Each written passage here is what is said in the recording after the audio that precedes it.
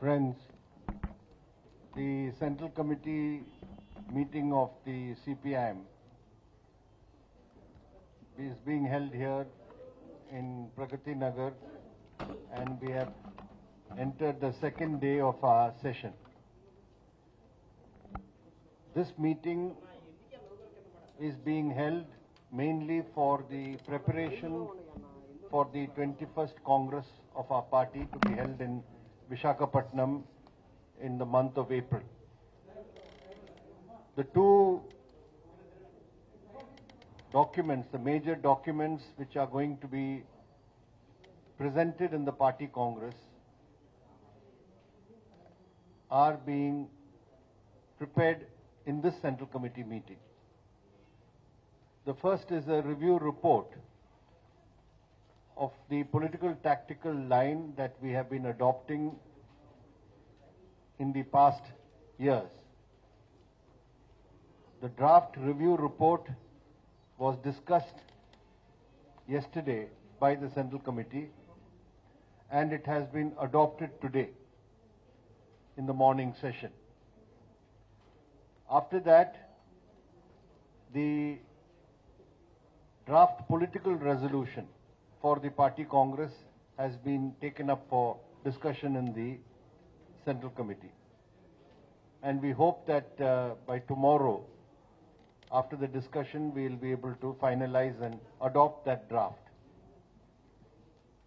The draft review report actually has gone into the experience of our implementation of the political tactical line in the past few years, and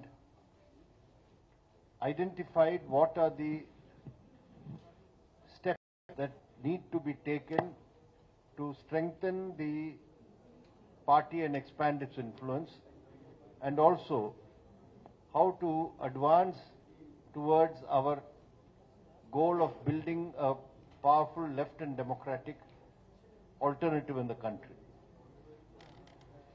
The draft political resolution which we are at present discussing is the future direction for the party, the political line that the party will adopt for the coming 3 years.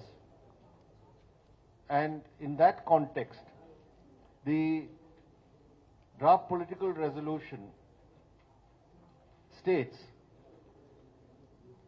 that with the assumption of power by the Bharatiya Janata Party at the center, the stage has been set for a right-wing offensive comprising an aggressive pursuit of neoliberal policies and a full-scale attempt by the RSS and the Hindutva forces to advance their communal agenda. Such a situation presages the threat of growing authoritarianism. The draft resolution sets out the course of action that the party must undertake to fight this twin offensive. This is the framework in which we are discussing the draft resolution. As is the practice in our party, after both these documents are adopted, we shall circulate this, we'll release it for public consumption, and will also discuss it in the party at all levels. 2 months prior to the party Congress, it will be subjected to extensive discussions, after which it will be taken up at the Visakhapatnam party Congress. So this has been the main agenda of the Central Committee meeting. Along with that, the Central Committee has also discussed the current political situation. It is now 8 months since the Modi government came to power. And in this 8 months, we have seen the policies pursued by the Modi government confirm that this is a government working actively in the interests of the big capitalists of our country, the corporates and foreign capital. Just the fact that the ordinances which have been passed in the recent weeks, one ordinance to increase FDI in the insurance sector to 49%.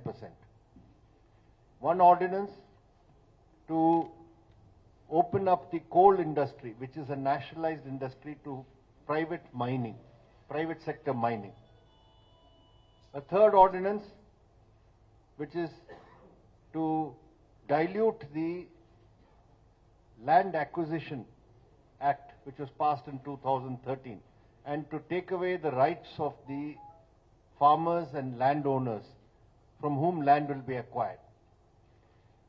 These three ordinances fully reveal the character of the Modi government.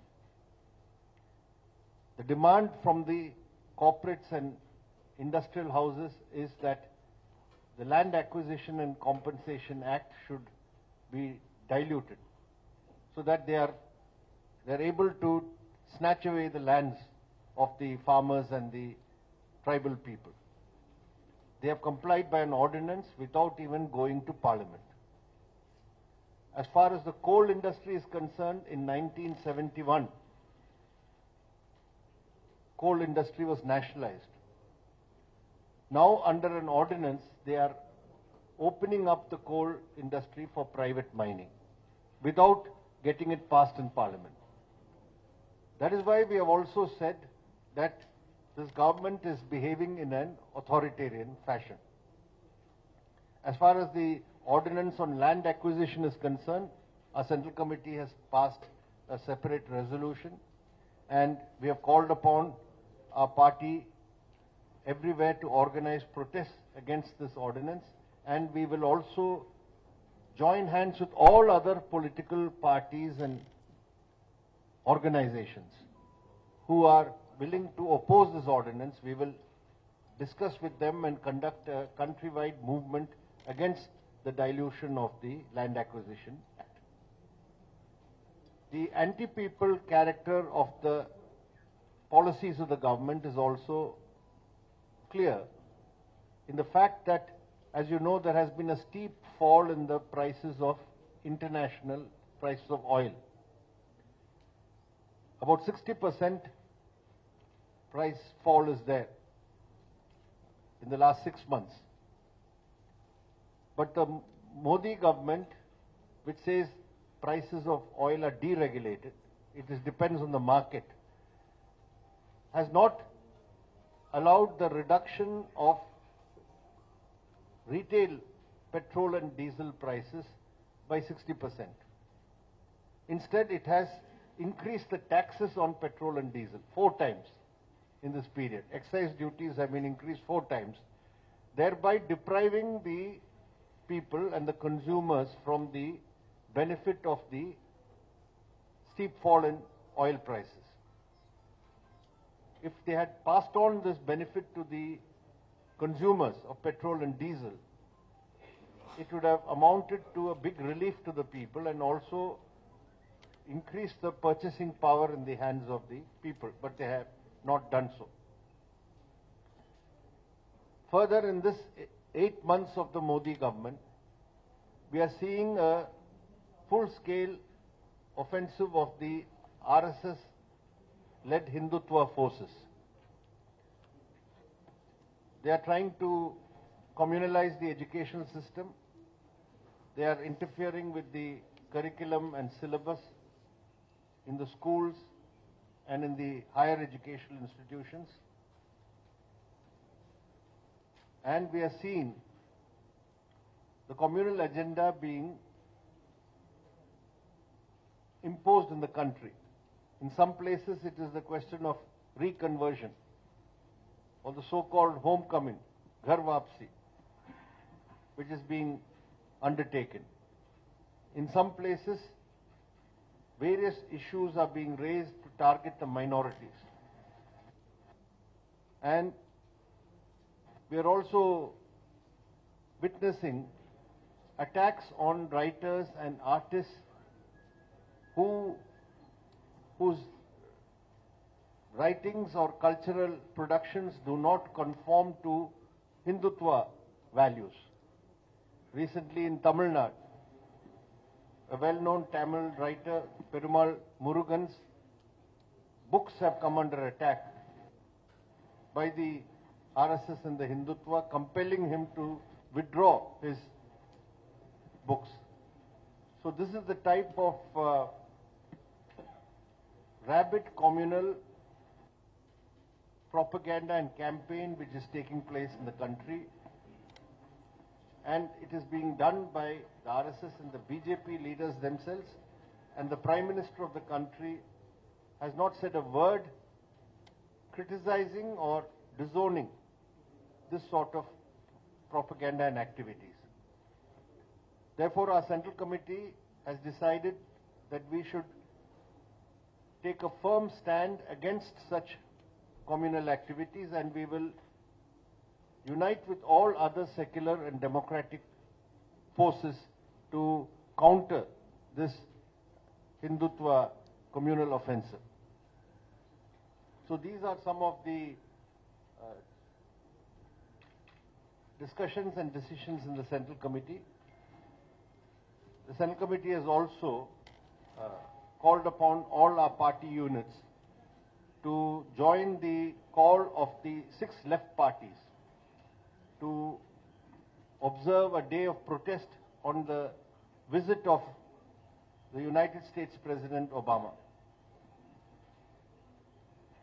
People are asking, why are we protesting against this visit when Narendra Modi has very kindly invited President Obama to be the chief guest on Republic Day. Coming to India, the US President is also bringing with him a list of demands, and the Modi government is going all out to try and comply to these demands. You must have seen already the media has reported